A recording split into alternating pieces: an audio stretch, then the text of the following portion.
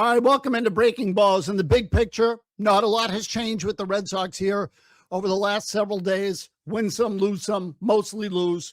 You get the drill. But I did want to touch on something today that relates to the young players in this organization, particularly on the wake of a story by Tim Healy, or in the wake of a story by Tim Healy in the Boston Globe, that the Red Sox are not considering moving on from Craig Breslow, at least at this time.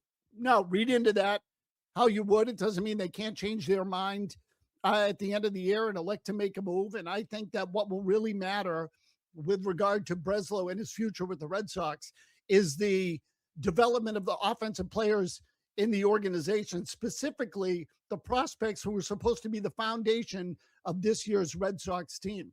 They've gone backwards. The majority of these guys have gone backwards, which brings me to Marcelo Meyer, who's also a bit of a focal point today because of speculation that the Red Sox were on the verge of dealing him to the Arizona Diamondbacks.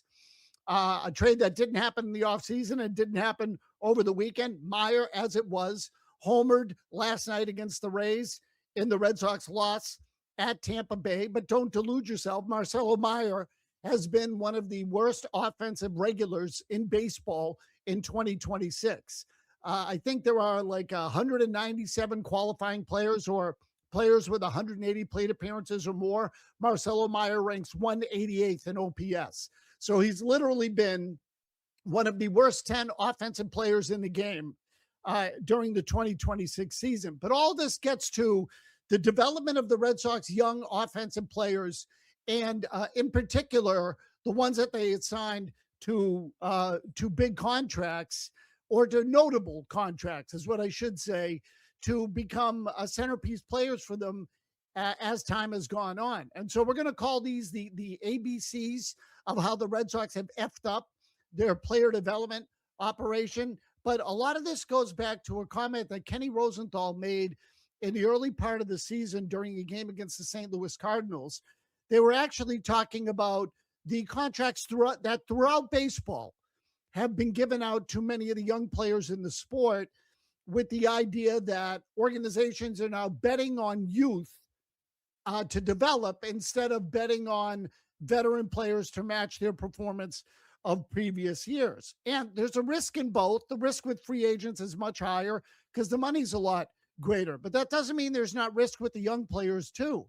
And in addition to that, some of the dynamic changes, which is what Ken Rosenthal was talking about during a game between the Red Sox and the Cardinals early in the year. We'll play the comment again for you. It got Alex Cora in some hot water, I think, and kind of pissed off Cora to no end. He thought people read into this. I don't think people did read into it. I think what Cora said here is what he meant, and it just probably irritated people in the organization. Nonetheless, what Cora said was true. And here's the comment by Kenny Rosenthal, again, during the national broadcast on Fox between the Red Sox and the Cardinals. Clubs do these deals for a very simple reason. They believe the players will outperform the contracts.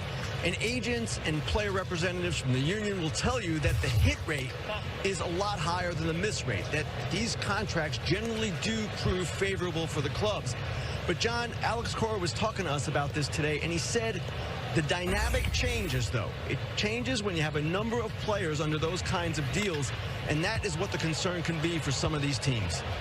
Okay, the dynamic changes. So the question is, what's that dynamic? The dynamic in the clubhouse, that they're looked upon as leadership, or the players get their money at an early age and they don't feel the need to perform at a high level, or there isn't the pressure to perform at a high level, or maybe there's more pressure to perform at a high level, particularly if they don't have veteran players around them to support them when they're going through still the learning curve of Major League Baseball. And again, I call this the ABCs this year because the Red Sox really have seen failure from three players who nicely fit into the alphabet for us. Roman Anthony, contract, 8 years, $130 million.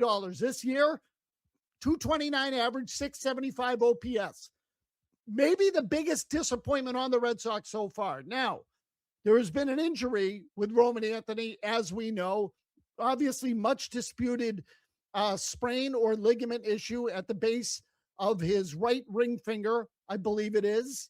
And so there's been some controversy there. Now, look, The large majority of us believe that Roman Anthony is going to be a good player. I still believe that Roman Anthony was worth this deal. But this year, he hasn't lived up to it. And the problem is that the Red Sox have put so much faith in these guys to perform right out of the gate that they assumed they'd be able to handle the load of carrying the offense, and they failed miserably. I would say, really, in retrospect, that the number one reason the Red Sox are in the position they're in 2026 is because their young guys haven't hit. And this includes Caleb Durbin, whom they acquired via trade with the Milwaukee Brewers. He was their starting third baseman at the beginning of the year. That obviously has changed some, although there's been a little uptick in his performance here at this stage of the season. He is still ranked below Meyer in OPS among guys who have had 180 plate appearances. So anyone who thinks that Caleb Durbin has figured it out, he's played better. That doesn't mean that he has got to a point yet where we can all assume that he's fixed it and he's going to be a better player now going forward. And I would tell you that he still has limitations, Durbin does, on what kind of player he can be. His ceiling just isn't that high. But Anthony, obviously the biggest disappointment in the group. The contract was the biggest, so the most was expected of him. He had defensive problems early in the year. Offensively, been a huge issue. We'll go right down the line. Brian Bayo was another guy the Red Sox gave a big contract to. 6 years, $55 million. This year, 2-6, 6.34 ERA, the worst among all qualifying major league starters when starting pitchers eligible for the ERA title when he was sent down to the minor leagues. Demoted, now in AAA, took a few days to show up at Worcester, and now seems to have screwed his head on and accepted the fact that he didn't pitch well enough to stay into the big leagues. But make no doubt, Brian Bayo, now he's a pitcher, but I put this on the list too, because under Craig Breslow, Bayo now is going backwards and at a rapid rate. He had a horrible postseason start, and now he is completely tanked. And we include him on this list. Obviously, he's a pitcher, but he is one of the guys that the Red Sox committed to on a long-term contract. And Bayo is now going in the wrong direction. So $130 million for Roman Anthony, $55 million for Brian Bayo. And the performance of Bayo also is a big reason the Red Sox are in the predicament they're in. The Red Sox record in games in which Bayo has appeared this year is 2-11, which is 9 games under 500. And this is a combination of his inability as a starter and the opener's inability to pitch a good first innings. And when he came in as the bulk guy in the second inning. So you get the idea. The point is that because they've had to manage Bayo, the Red Sox have gone 9 games under 500 in the games that he has effectively pitched. That number pretty much accounts for them being totally under 500, all 9 of those. You put Bayo around 500, the Red Sox are around 500. And in fact, they're probably better than that because he's really killed their momentum this year. So Bayo is another one. So you add those two, we're talking about $185 million. We haven't even gotten to the biggest one of those yet, which is obviously Christian Campbell, who is now at AAA Worcester, struggling badly, 227 average, 665 OPS, has completely vanished from the landscape in terms of players that the Red Sox might be able to lean into and expect something from. In fact, I've said this all along with Christian Campbell, that when I saw how badly he performed in spring training and then the bad start he got off to this year, I thought at that point that we had seen the last of him. My opinion has not changed. I think that Christian Campbell has actually really nosedived in terms of his career and all but vanished from the landscape here. I can't imagine that we'll see him again in Boston. Now, it doesn't mean the Red Sox can't trade him. They might have to eat some of this money. And I'm not even going to call this a huge failing as a signing because the Red Sox can eat the money. It's 60 million over 8 years. So we're talking somewhere in the range of, $7.5 million a year, give or take. They can bite the bullet on that. This contract is less of a failure than, for example, Masataka Yoshida or what have you. Even Rusney Castillo, if you want to go back years and years. The problem is that the Red Sox celebrated Campbell like he was some sort of major success story before he had really established himself in the major leagues. That's number one. They embarrassed themselves on with the press conference on the day that they announced his signing and declaring him as a success story at that time when he wasn't a success story. He has since gone back to the minor leagues and done nothing. He has never gotten his head screwed back on. This has gone on now for over a year. And to me, it is not an exaggeration to say that we've seen the last of Christian Campbell. I think that ultimately he's going to get moved in some kind of deal, needs to be in a different organization, have a totally new start, ideally in a smaller market where not as much is put on him so early. 65 strikeouts and 172 at bats is obviously more than one every three at bats. I mean, that's 195 at bats would be 33%. So he's coming in at, high 30% here as far as strikeout rate, and has been one of the real major busts in Red Sox history as far as prospects who got some kind of hype. Most prospects don't get the kind of contract that Campbell has caught or has received. But he has been really nothing short of disaster since he's gone back down to AAA. I don't think that is going to rectify itself. So again, if we're talking about the offensive troubles of the team, what I would tell you is Roman Anthony, Christian Campbell, Marcelo Meyer. All three of those guys were expected to produce, certainly Anthony significantly this year. The Red Sox kind of abandoned him in the lineup, but he got up to a bad start, then got hurt, has been really a complete zero on the whole season. Christian Campbell has not given them anything since that first month a year ago, complete zero. And offensively, I would submit that Meyer has been a complete total zero. Now, you want to say that Meyer was questionable to make the team in spring training and that you could expect some struggles. Let's not forget that Meyer was in the big leagues for a decent chunk of last year, about a quarter of the season, maybe a third of the season. He also had an injury, but his performance this year offensively has not gotten better. It's gotten worse. So I think when you look at Marcelo Meyer, it's time to wonder what the Red Sox exactly have here in this player. Hasn't shown the ability to hit a breaking ball. The defense is good, but if he's not going to hit and play good defense, you know what he is? A utility guy. And the Red Sox obviously need him for more than that. Defensively, he's a good player. We all agree on that.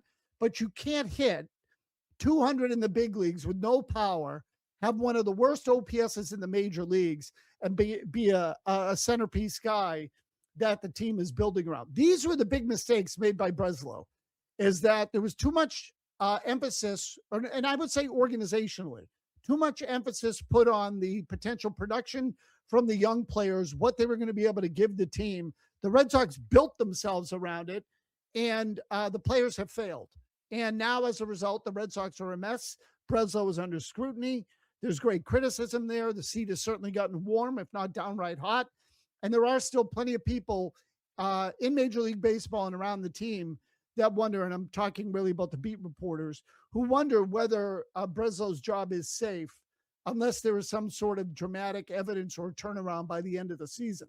If things, I say progress or continue to track the way they have, and the team doesn't get any better, there's a serious chance here that, or a significant chance here that Breslow is gone at the end of the year. I have said this and I mean it. I would, if I'm the Red Sox, I would be reluctant to part with Craig Breslow, because then you're starting all over again. And so they've really hurt the brand, the reputation of the organization by firing a chief executive over and over and over again. Ben Cherington, then Dave Dombrowski, then Chaim Bloom, now Breslow. You'd be going on your fifth general manager in basically 15 years since Theo Epstein left.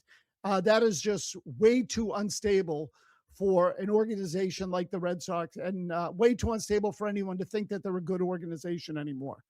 Before we end here today, let me just say, there is one contract that the Red Sox signed to a young guy that I would be inclined to say thus far has been a success, and that is Ceddanne Rafaela. 8 years, $50 million. And when they signed Rafaela, I was one of the people who said on this deal, why did they feel the need to sign Rafaela? To me, this was not a guy that warranted an early commitment, still had a long way to go. A lot of people thought, myself included, that Rafaela might just be a utility guy and nothing more because he could play good defense and that he would never hit. Well, guess what? During the course of his career, he has steadily improved. And so last year, 2025, the number went up to 708 from 664. The previous season, we saw some clutch hits, some more power from Rafaela. Obviously, he's a terrific defensive outfielder. I could do without some of the mental lapses he has in center field, but he's cleaning those up. The space between them is getting longer and longer. And this year, the OPS is up to 775, which really comes down to one thing more than any other. Rafaela has cut down on strikeouts and started to use the whole field. The batting average has gone up, so the OPS has gone up. He's not hitting for quite the same power, in my mind, that he did a year ago, but he's hitting for a higher average, which means the at-bats have gotten better. And at the end of the day, you go by the OPS. And so the OPS has increased by over 100 points over the last two seasons. This, to me, is a real credit to Rafaela, the approach he has taken at the plate, his development as a hitter, really shown an ability to hit the ball to the opposite field and hit it the other way. I said this recently on one of the breaking balls that we did. I think that given the way the Red Sox lineup is constructed, which is to say they don't have a lot of power hitters or certainly guys that hit for a lot of power. You can say that Anthony's a power hitter that hasn't hit for power. Meyer has power. Abreu maybe could have more home runs, or you expect more home runs than what he has. But they haven't hit the kind of home runs that you would think. If that is true, then you should be the kind of team that hits the ball to the opposite field and hits for a higher average. And to a large extent, they have not done that. Some of the guys on the team have. Rafaela, one of them. Contreras has had a good year. Overall, Abreu's been fine. Those three guys, to me, are about the only ones that have given them any sort of consistency in that lineup. So anyway, just wanted to look at some of those contracts that the Red Sox signed. They've really been largely disasters that they've committed to the young guys. Again, Anthony, Bayo, and Christian Campbell, all failures right now, and young guys that they sunk their money into.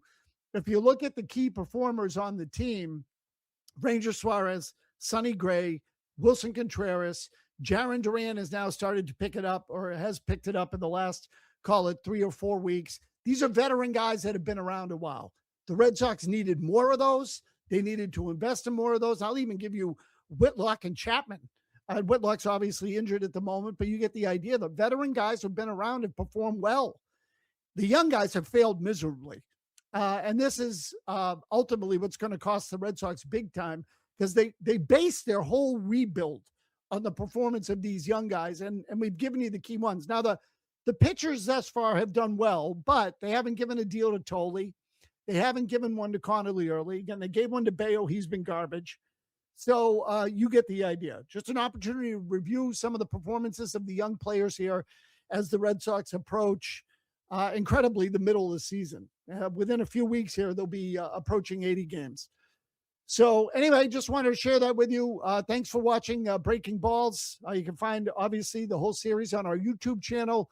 And we appreciate your loyalty to 98.5, the Sports Hub, to the Baseball Hour, Breaking Balls, and Felger and Mass.